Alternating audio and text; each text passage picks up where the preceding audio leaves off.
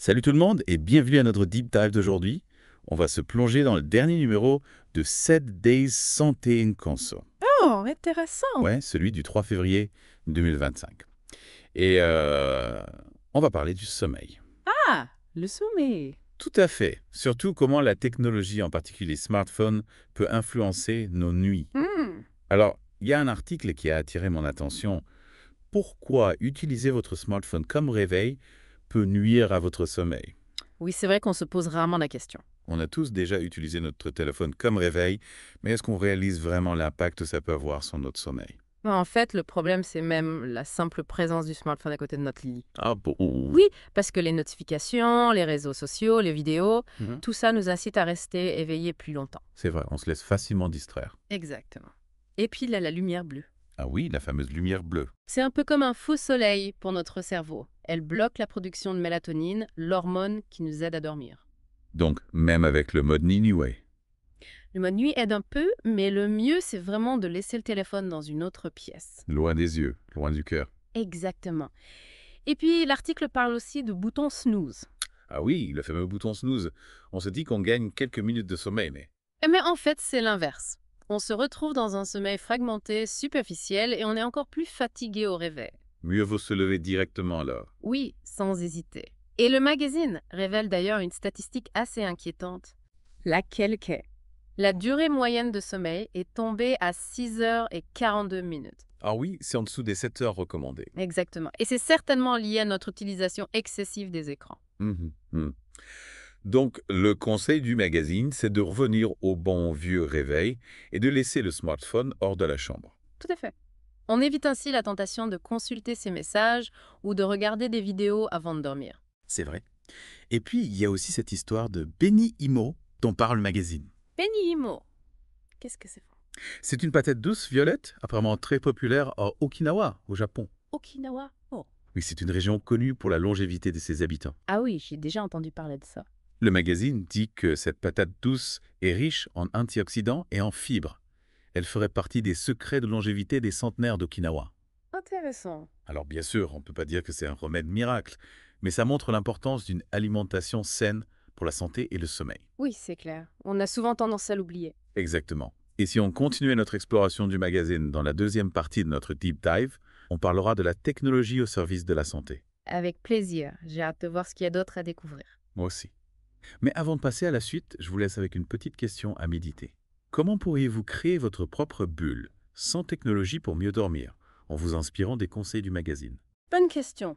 Il est temps de réfléchir à nos habitudes. On se retrouve très vite pour la suite de notre exploration. À tout à l'heure, Zéo. Me revoilà. Prêt pour la suite de notre exploration de 7 Days Santé in Conso. Tout à fait.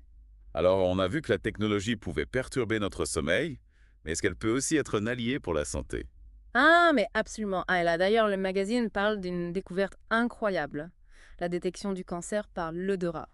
Incroyable, j'ai vu ça aussi, on dirait de la science-fiction. Eh bien, figurez-vous qu'une chercheuse française a mis au point un appareil qui analyse les odeurs des cellules cancéreuses. C'est fou ça.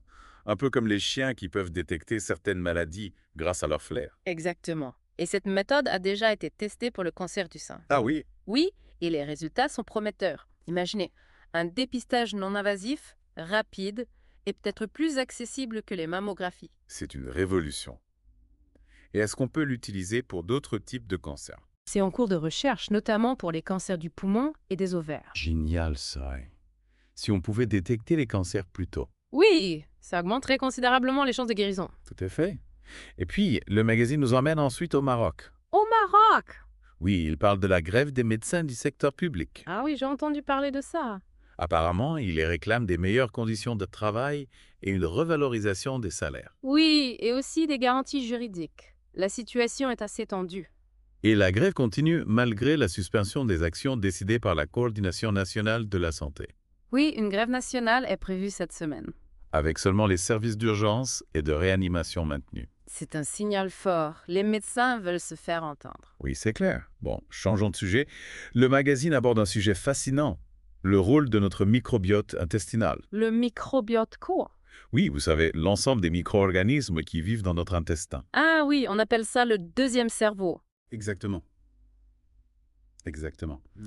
Et une étude a révélé qu'il joue un rôle dans notre sensibilité aux additifs alimentaires, Ah bon? oui, notamment la carboxyméthylcellulose. Et comment est-ce qu'on peut savoir si on est sensible à ces additifs? Eh bien, les chercheurs ont développé un modèle qui analyse les échantillons de sel. C'est incroyable. On pourrait donc savoir précisément quels additifs on tolère bien et lesquels on doit éviter. Une alimentation sur mesure, en quelque sorte. Exactement. Et on passe maintenant à un sujet de santé publique, la rougeole. La rougeole, qu'est-ce qui se passe? Les cas sont en augmentation. Ah, c'est inquiétant. Oui, et les autorités ont décidé de prendre des mesures strictes. Quelle mesure là va? La mise en quarantaine immédiate de tout élève contaminé. Ah oui, pour éviter la propagation dans les écoles. Exactement. Bon, et si on parlait un peu du monde du travail, D'accord. le magazine a interviewé Sofia Elkensa Bentemi. Sophia Ekensa Bentemi. Oui, elle est auteure et experte en développement personnel. Elle parle du rire comme outil de management. Le rire au travail. Oui. L'idée, c'est que le rire peut être un vecteur de cohésion d'équipe. C'est original. Oui, ça permet de dédramatiser, de créer des liens et de libérer les tensions. Dans un contexte professionnel souvent stressant, ça peut faire du bien. Exactement. Et puis, pour terminer cette deuxième partie, on part au Costa Rica. Au Costa Rica, d'où? Oui, le magazine nous parle du petit déjeuner des centenaires de la péninsule de Nicoya. La péninsule de Nicoya. C'est une zone bleue, non? Tout à fait. Une région où les habitants vivent très longtemps et en bonne santé. Et qu'est-ce qu'ils mangent au petit déjeuner? Des haricots noirs, du riz, des tortillas de maïs nixtamal. Du maïs nixtamal. Oui, c'est une variété de maïs spécialement préparée. Intéressant. Le magazine dit que leur alimentation, combinée à leur mode de vie, pourrait expliquer leur longévité. C'est fascinant. On peut apprendre beaucoup de ces populations qui ont su préserver un mode de vie simple et en harmonie avec la nature. Tout à fait. Alors, on a vu plein de choses dans cette deuxième partie. La technologie, la santé, l'alimentation, le travail. Oui, et tout ça nous montre qu'il est important de trouver un équilibre dans nos vies. Exactement. Profiter des avancées de la science tout en préservant notre bien-être. C'est ça le défi. Et pour la troisième partie, on pourra revenir sur la question de la bulle sans technologie pour mieux dormir. Oui, c'est une bonne idée. On verra comment mettre en pratique les conseils du magazine. Parfait, j'ai hâte de partager nos réflexions. Moi aussi. Alors, à tout à l'heure pour la dernière partie de notre deep dive. À tout à l'heure, Amos. Et voilà, on est de retour pour la dernière partie de notre deep dive dans le magazine 7 Days Santé en Conso. Déjà la fin. Le temps passe vite quand on parle de santé et de bien-être. C'est vrai. On a vu tellement de choses dans ce numéro. Oui, entre le sommeil, le cancer, le microbiote, le rire au travail et les centenaires du Costa Rica. On a fait un beau voyage. Absolument. Et si on essayait de relier tous ces sujets, qu'est-ce qu'ils ont en commun selon vous? Je dirais que le fil conducteur de ce numéro, c'est la recherche d'équilibre. La recherche d'équilibre chiant. Oui, entre les avancées technologiques, le flot d'informations et les changements constants de notre environnement, il est important de trouver un équilibre pour notre santé. C'est vrai. On l'a bien vu avec l'article sur les smartphones et le sommeil. Tout à fait. Il faut savoir mettre des limites à la technologie pour préserver notre sommeil. Exactement. Mais en même temps, on a vu que la technologie peut aussi être un outil formidable pour la santé, comme avec la détection du cancer par l'odorat.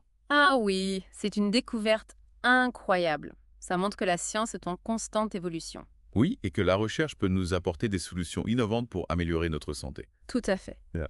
Mais il ne faut pas oublier les choses simples, comme l'alimentation. Ah oui, le petit déjeuner des centenaires du Costa Rica.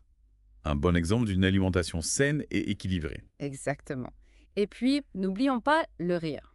Ah oui, le rire au travail. Sophie Elkensa Bentami nous a bien montré que le rire peut être un outil puissant pour le bien-être et la performance des équipes. C'est clair. Alors, pour résumer, ce numéro de 7 Days, Santé et Conso, nous invite à réfléchir à nos habitudes, à nos priorités, pour faire des choix conscients et vivre une vie plus saine et plus épanouie. Tout à fait. C'est une invitation à prendre soin de soi à tous les niveaux. Exactement.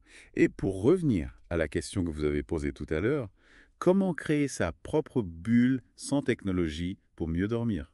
Ah oui, bonne question. Alors moi, je pense que Déjà, bannir les écrans de la chambre, c'est une bonne idée, non? oui, c'est essentiel.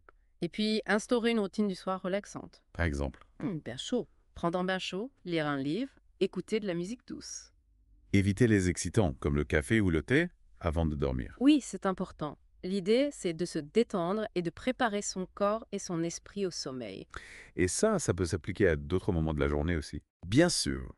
On peut choisir de se déconnecter des réseaux sociaux pendant quelques heures, de passer du temps dans la nature, de faire des activités qui nous plaisent. L'important, c'est de trouver un équilibre qui nous permet de profiter des bienfaits de la technologie sans pour autant sacrifier notre bien-être. Exactement.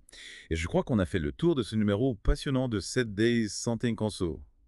Oui, on a exploré plein de sujets intéressants et j'espère que ce deep dive vous a donné envie de prendre soin de vous. Merci de nous avoir suivis et à bientôt pour un nouveau numéro de The Deep Dive. Prenez soin de vous et à la prochaine.